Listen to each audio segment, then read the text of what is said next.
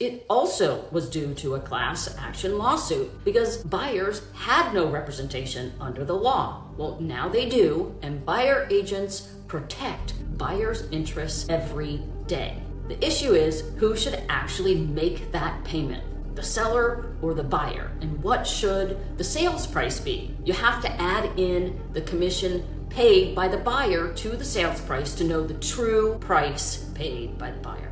I was and am insulted that Deborah thinks realtors are doing a workaround to not change the system. The system has changed, and it is up to buyers and sellers to negotiate with their agent. If an agent does not want to negotiate, they don't have to. The seller or buyer can move on to the next agent.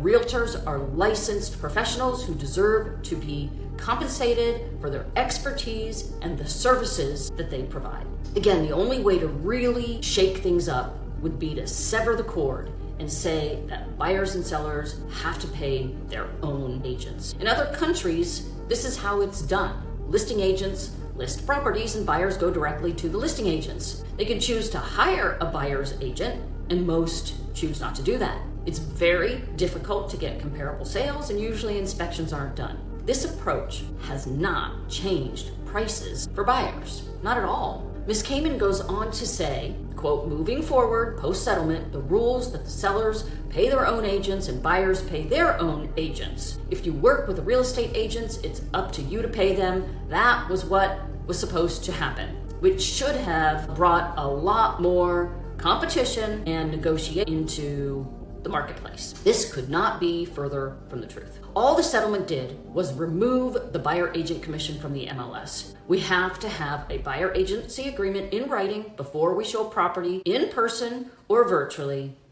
And we have to review the listing agreement with the seller and explain that they have a choice of compensating a buyer's agent or not. In North Carolina, we have another new form called the compensation agreement. This is the form that listing agents provide to buyer's agents that show if the seller is compensating a buyer's agent and how much. The lawsuit did not say that sellers will compensate their agent and buyers will compensate their agent. The lawsuit is far more complicated than this, and agents are not doing an end run to avoid the rules. Agents are doing everything that they can to comply, because if they don't, their license could be revoked.